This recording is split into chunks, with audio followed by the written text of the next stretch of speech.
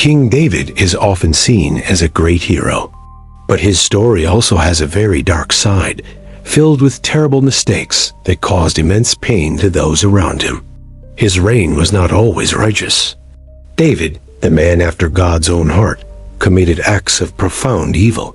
He let his power corrupt his judgment and his actions. One evening, David walked on his palace roof. He should have been at war with his soldiers, leading them in battle, but instead, he chose to stay behind. From his rooftop, he saw a beautiful woman bathing. Her name was Bathsheba, and this single glance would lead to a cascade of sin, deceit, and ultimately, murder. David sent his messengers to bring her to him. He knew she was married to Uriah, one of his most loyal and dedicated soldiers, yet he did not care. He gave in to his lustful desires. That night, he lay with Bathsheba, committing adultery against her, and betraying the trust of his faithful soldier who was away at war. Soon after, Bathsheba sent a message to David. She was pregnant with his child, a complication that threatened to expose their secret sin to the entire kingdom of Israel. David's first instinct was not repentance, but deception. He tried to cover up his sin by manipulating the situation, hoping to trick Uriah into believing the child was his. He recalled Uriah from the battlefield. David hoped the soldier would go home to his wife, unknowingly providing a cover for the king's own terrible and selfish actions. But Uriah was a man of great honor. He refused to go home and enjoy comfort while his fellow soldiers were still fighting and sleeping in the open fields. Uriah's integrity unknowingly thwarted David's deceptive plan. The soldier's loyalty to his comrades and his duty highlighted the king's own deep and profound moral failings. David tried a second time to deceive him. He invited Uriah to the palace, got him drunk, and then sent him away, hoping intoxication would weaken his resolve. Even when drunk, Uriah's honor remained intact. He did not go to his house, but instead slept at the palace entrance with the other royal servants, a true soldier. With his cover-up plan completely foiled, David's heart hardened. He descended from deception into something far more sinister, a plot to commit cold-blooded and calculated murder. He wrote a letter containing a death sentence. The letter was for his army commander, Joab, and it detailed exactly how Uriah was to be killed in battle. In a chilling act of betrayal, David gave the letter to Uriah himself. The loyal soldier unknowingly carried the instructions for his own execution back to the front lines. The letter ordered Joab to place Uriah at the front of the fiercest fighting. This was a place where death was almost a complete and absolute certainty for anyone. Joab was then instructed to withdraw the troops from around Uriah. This would leave him completely isolated, exposed, and defenseless against the full force of the enemy. Joab followed the king's wicked command precisely. He sent Uriah into a suicidal charge against the city wall, where the enemy's best soldiers were waiting for him. Just as David had planned, Uriah the Hittite was struck down and killed. The king had successfully used the chaos of war to murder one of his best men. When news of Uriah's death reached Jerusalem, David showed no remorse. He had eliminated the obstacle to his desires and could now take Bathsheba as his own wife. He thought his sin was safely hidden. He married the grieving widow, and she soon gave birth to their son. But his actions had not gone unnoticed by God. The Lord was deeply displeased with what David had done. He sent the prophet Nathan to confront the king and expose the full extent of his terrible hidden sins. Nathan came to David with a parable. He told a story about a rich man and a poor man, designed to make the king judge his own actions unknowingly. The rich man had many flocks, Nathan said. The poor man had only one little away lamb, which he loved dearly and treated like one of his own children. A traveler came to the rich man's house. Instead of taking a lamb from his own vast flock, the rich man stole the poor man's beloved little lamb. He killed the lamb to prepare a meal for his guest. The story was a powerful metaphor for David's own selfish and cruel actions against his loyal soldier Uriah. David was outraged by the injustice in the story. He declared that the rich man in the parable deserved to die for his cruel and heartless, selfish act. He had unknowingly passed judgment on himself. Nathan then pointed his finger directly at the king and delivered the powerful and chilling words, "You are the man." Nathan revealed that God knew everything. He knew about the adultery with Bathsheba and the calculated, cold-blooded murder of her honorable and completely unsuspecting husband, Uriah. The prophet then pronounced God's judgment upon David. Because he had acted in secret, God would bring punishment upon him openly, for all of Israel to witness. The sword would never depart from David's house, Nathan declared. Violence, rebellion, and bloodshed would plague his family for generations to come as a direct consequence. His own wives would be taken from him. They would be given to another man who would lie with them in broad daylight, a public humiliation for his secret sin. And the child born from his adulterous affair would die. This was the most immediate and heartbreaking consequence of the great sin that he had committed against God. Hearing these words, David was finally broken. The weight of his guilt crashed down upon him, and he confessed his sin, saying, "I have sinned against the Lord." His repentance was immediate and seemingly sincere. He did not make excuses or try to justify his actions any longer.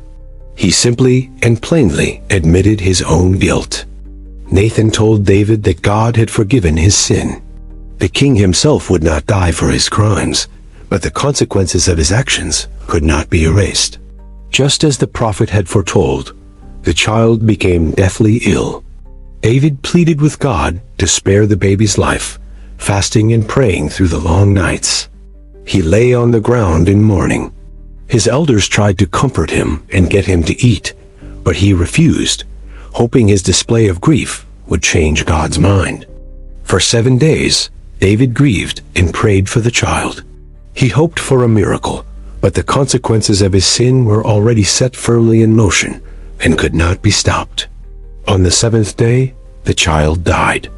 David's servants were afraid to tell him the news, fearing he would harm himself in his overwhelming grief and deep sorrow.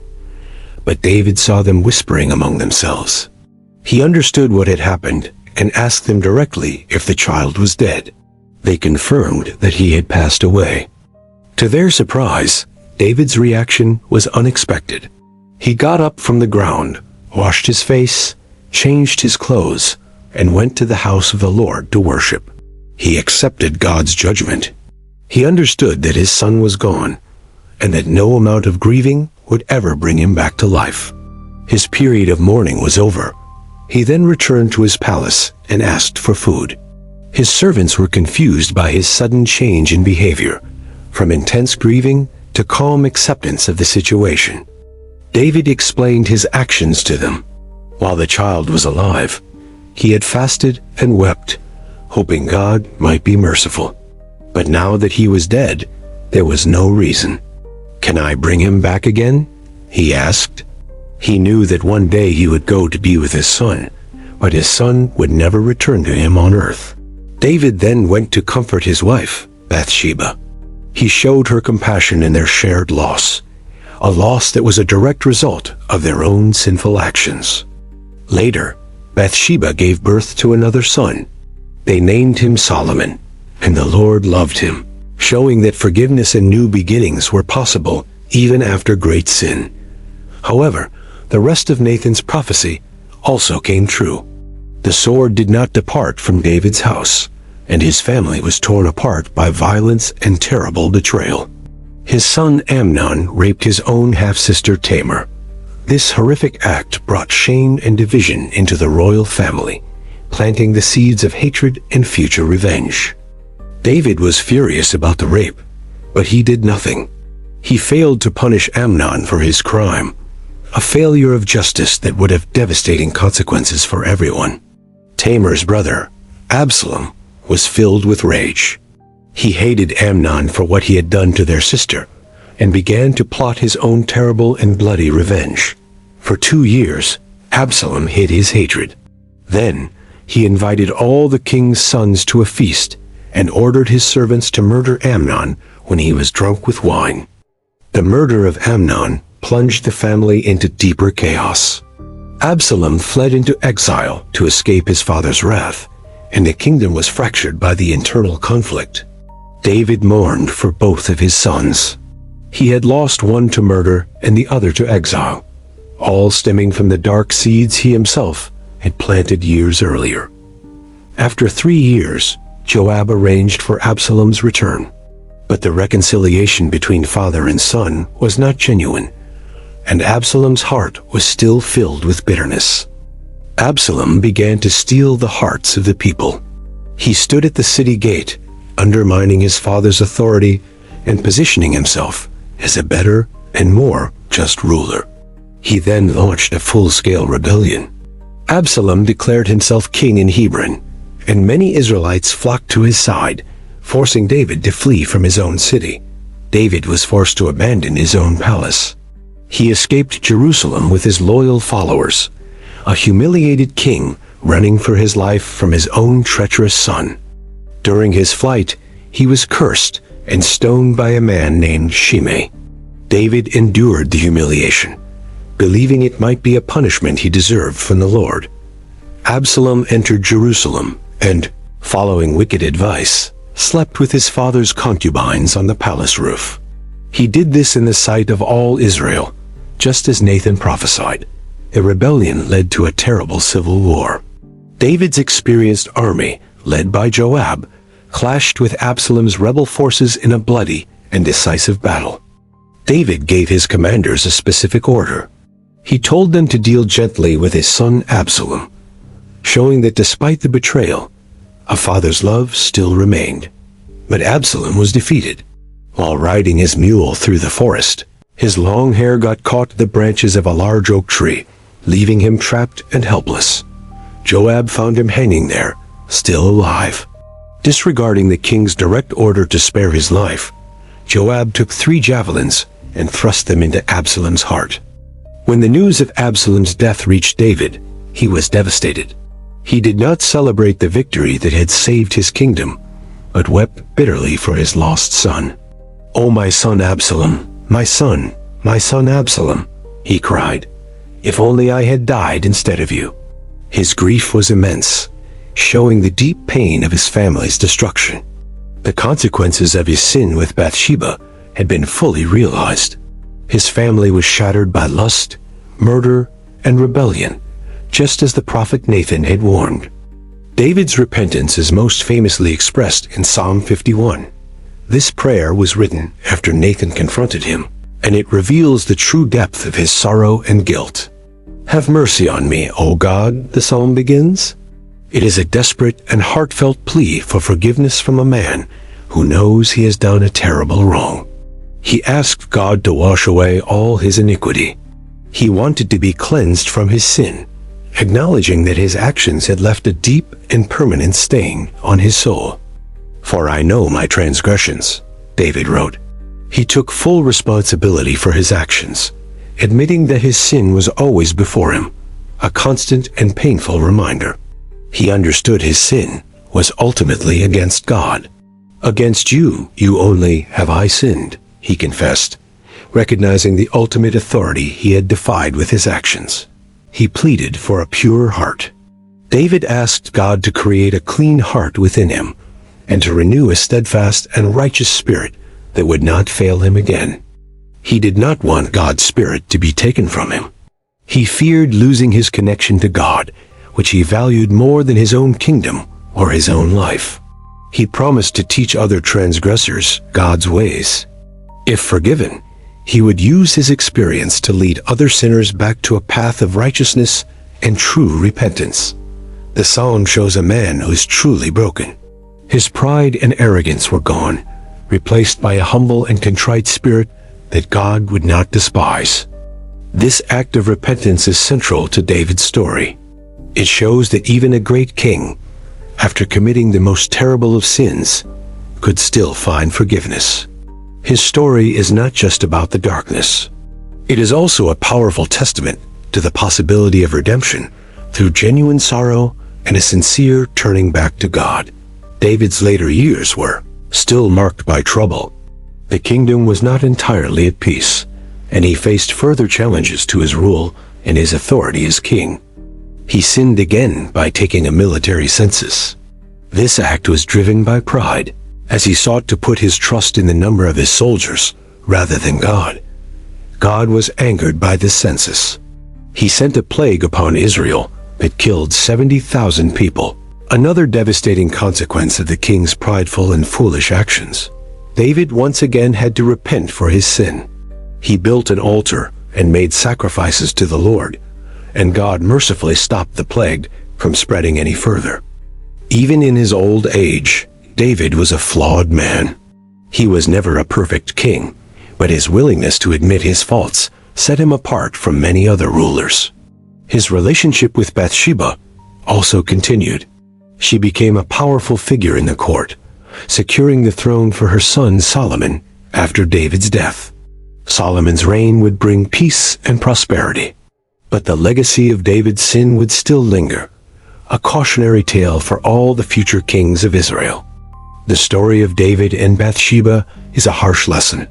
It warns about the dangers of unchecked power, lust, and the temptation to abuse authority for personal gain. It shows how one sin can lead to another. A moment of lust led to adultery, which then led to deception, and ultimately culminated in a cold and calculated murder. It also highlights the importance of accountability. David thought he was above the law, but the prophet Nathan reminded him that no one is above the law of God. His repentance provides a model for everyone. It demonstrates that the path to forgiveness begins with honest confession and taking full responsibility for one's own actions. It is a story of grace. Despite his terrible sins, David was not completely cast away by God. He was punished severely, but he was also shown incredible mercy. We remember David for his psalms and his victories, but it is equally important to remember his failures, as they provide some of the most profound lessons. His life shows the complexity of human nature. A person can be both a hero and a villain, capable of great faith and also of committing terrible, evil deeds. The darkness in David's story makes his faith more real. It shows that even people who are deeply flawed can have a genuine and meaningful relationship with God. His legacy is therefore a dual one. He was the great king who united Israel, but he was also the adulterer and murderer who brought disaster upon his own house. The Bible does not hide the flaws of its heroes. It presents them as real, complex people who struggled with sin, just like everyone else in the world does. David's dark side is a crucial part of his narrative. It serves as a timeless warning against the corrupting influence of power and the destructive nature of sin. Yet, his story does not end in despair. It ends with the hope of forgiveness and the promise of redemption for all those who are willing to repent. In the end, David is remembered as a man after God's own heart, not because he was perfect, but because his heart always ultimately turned back toward God.